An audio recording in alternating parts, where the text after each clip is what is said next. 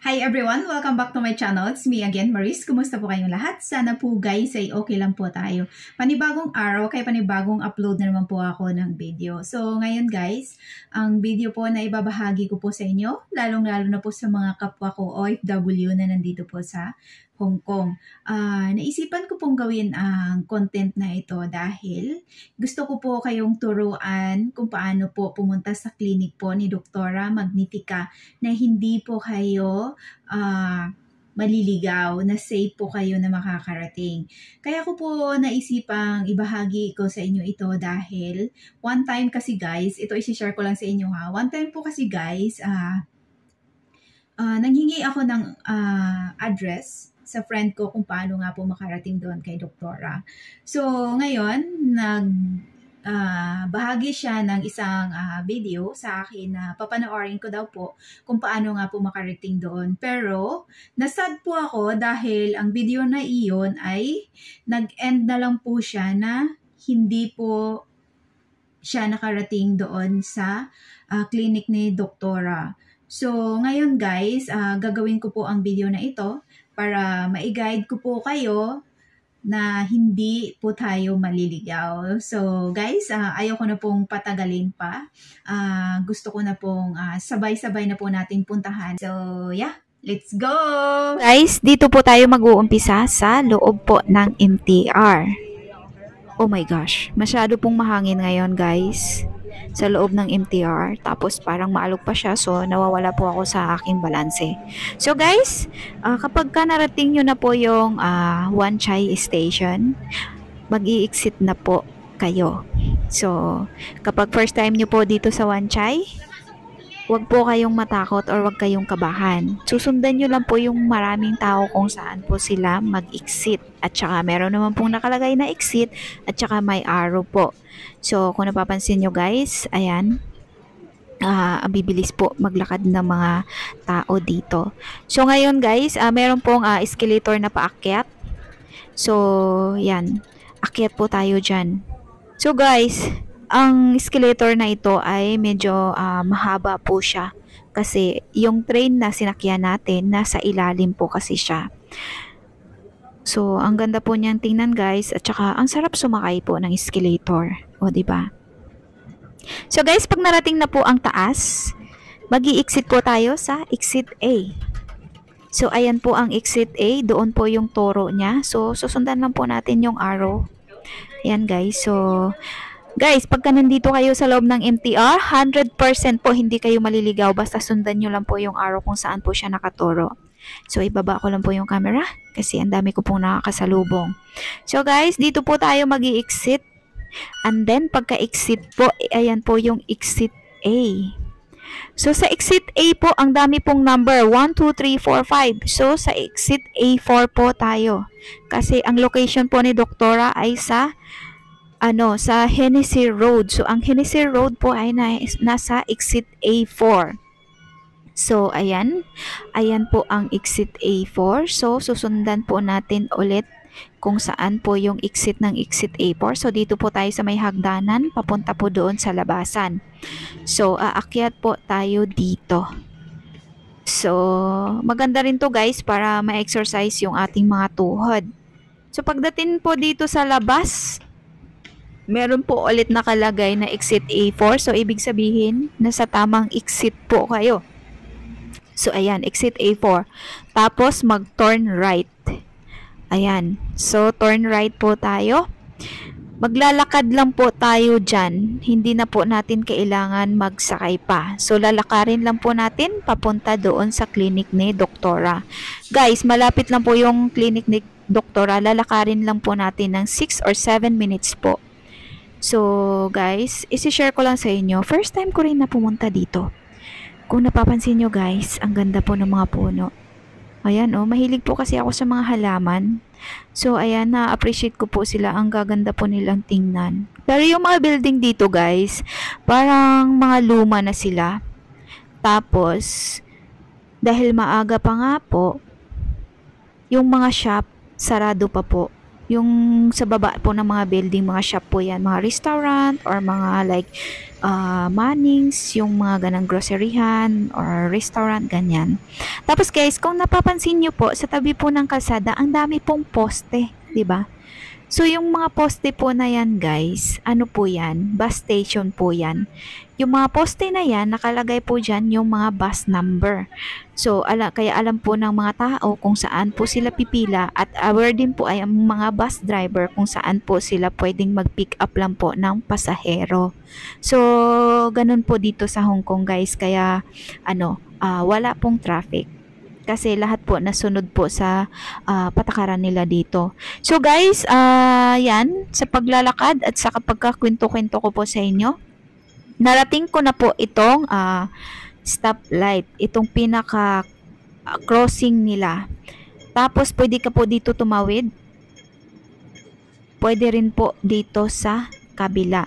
Pero dito ako sa kabila, dito. Kasi nga po, naka-go po siya, naka-green lights po siya. So, ibig sabihin, pwede po ako tumawid dito sa pedestrian na ito. So, guys, tatawid po ako dito. Tapos, dito naman po sa kabila ay nakapula pa po siya. So, maghintay pa po tayo kung kailan tayo pwedeng tumawid. Pagka yan nag-green, so pwede na rin po ako tumawid. So, guys, nag-green na po kaagad. So, tatawid na po ako. Ayan. So, liko lang po tayo dyan. Punta tayo doon sa may Watson. Yan, kung napapansin nyo po dyan sa harapan ko guys, meron po dyang Watson. So, tatawid po tayo dyan. So, another stoplight na naman guys. So, naka-go siya. So, tatawid lang po tayo ng diretso dahil naka-go po siya. Pero, dito naman sa kabilang side ay naka-stop pa po siya. Yan, so hindi pa po tayo pwedeng tumawid. Pero okay lang guys para makita ko pa yung mga magandang tanawin dito sa kalsada. Ayan guys, so ang ganda ng puno, 'di ba? So iikot ko lang po yung camera. Ayan, andyan po yung Watson. So hihintayin po natin kung kailan po tayo pwedeng tumawid kapag nag-green na po yung light. Kasi guys, kapag tumawid ka dyan, tapos hindi pa po siya naka-go, maalas mo kapag nahuli ka dahil magbabayad ka po ng 2,000 HKD. O di ba ang laki na po ng pera na yon sa pera natin. So pagtawid guys, turn right. Turn right lang po tayo. So dire-diretso lang po yung ating lakad. Kasi dyan na po sa unahan yung clinic ni Doktora. So dyan na po yung clinic ni Doktora sa unahan. Guys, again, sarado pa po yung mga shop at saka iilan-ilan pa lang po yung mga tao na naglalakad dito sa kalsada. Guys, tingnan nyo lang po ha. Ito guys, pag nalagpasan nyo na po itong Lockhart Road Market, ibig sabihin malapit na po kayo sa clinic ni Doktora. So, kailangan din po kasi talaga guys maaga sa clinic ni Doktora kasi marami po siyang pasyente. Tapos, first come first serve po sila. Kaya kailangan may number ka po. Kasi tatawagin po yung number mo. So guys, ito Lockhart Road pa rin po tayo. So, yeah, lakad-lakad pa rin po tayo. Maganda rin po ito. Para exercise na rin. Ito guys, medyo maraming tao dito sa stoplight na ito. So yeah. So guys, ito ang ganda ng na to, ng restaurant na to. Ang ganda ng kulay niya. So, malapit na po tayo guys. Malapit na po tayo sa 7-Eleven. Ayan. Nakikita ko na po yung 7-Eleven. Ayan. Kapag narating mo na po itong 7-Eleven, ibig sabihin, malapit ka na po sa clinic ni Doktora. So, ito na po ang building kung saan nandito po sa loob ang clinic ni Doktora. So, Success Commercial Building. So, papasok po tayo dyan sa loob. So, yeah, pasok po tayo. Ayan yung guard guys, naglakad-lakad na po siya. Yan po yung pinaka-exercise niya sa morning. Dito sa wall guys, nakalagay po dito yung mga floor at saka yung mga nakalagay dyan, may mga sulat-sulat dyan. Thank you. So, tinuruan po ako ng guard. Alam niya kung saan ako pupunta. Sabi niya, 10A daw. So, 10.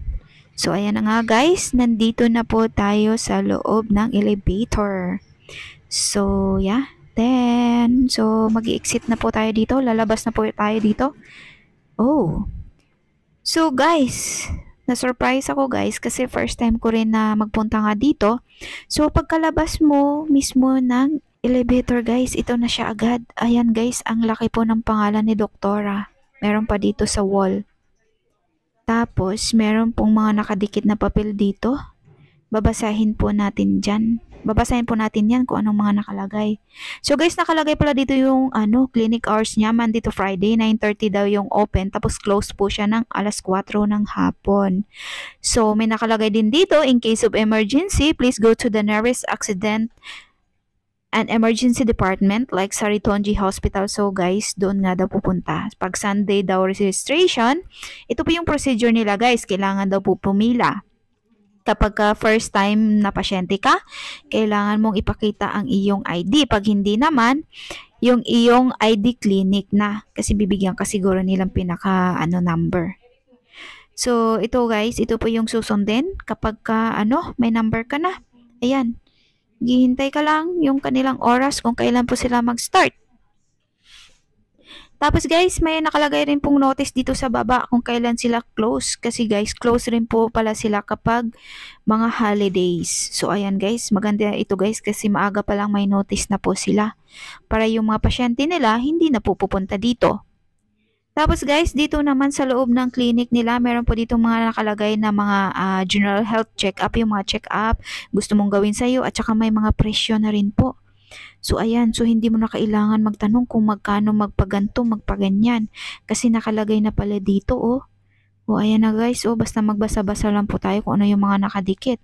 Ayan, ang ganda guys. May nakalagay pa na employment package. Kasi minsan may mga, yung kailangan mong check up. So, meron pong package 1, 2. So, ayan na guys. Nakalagay po dyan. Tsaka nagbibigay din po sila ng mga pagkailangan mo ng mga certificate. So, ayan. Pwede ka rin pala dito sa kanila mag-ask. Pero syempre guys, wala namang libre kaya may bayad po yon. So, ayan na guys. So, ito po yung aking mga nalaman dito po sa loob ng clinic ni Doktora. Ayan, first come, first serve nga guys. Nakalagay dyan. At saka, meron din po silang meron din pong bawal. So, bawal daw po. Kailangan daw po i-turn off yung cellphone kapag kakausap mo na po si Doktora. Yan. Yan po yung bawal po. Tapos every Sunday pala guys, sarado sila oh. Pero pwede ka daw tumawag kapag mga holidays. Ayan. So nakalagay naman pala dyan. So maganda po talaga pala kapag magbasa-basa po tayo kung ano yung mga nakadikit sa wall. So guys, ito yung papakita ko sa inyo. Ang certificate ni Doktora. So, nakalagay dyan ang Diploma in Family Medicine daw. So, marami po siyang certificate guys. Ayan po guys, nakalagay po siya sa wall ng kanyang clinic. So, lahat po ng pasyente na andito, lahat po yan ay mga kababayan po natin na magpapacheck up. So, guys, ayan po yung kanilang pinaka-registration area. Dyan po tayo pipila. So, guys, dito na po magtatapos yung aking video. Thank you, everyone! So guys, doon na po nagtatapos yung aking video. Sa mga kapwa ko OFW na nandito, nakapanood po nitong aking video na ibinahagi, para po makatulong po tayo sa ating mga kapwa OFW na nandito. Guys, wag nyo pong kalimutan na i-share po itong aking video. Para sa gantong paraan, matutulungan din po natin sila. So guys, sa mga naka-support po sa akin dyan, thank you so much everyone. And then, sa mga hindi pa po naka-subscribe sa channel ko, guys, huwag niyo po kalimutan na mag-subscribe na para po sa mga susunod ko na video, magiging updated pa rin po kayo. So, guys, thank you so much. Bye! See you po sa aking susunod na video.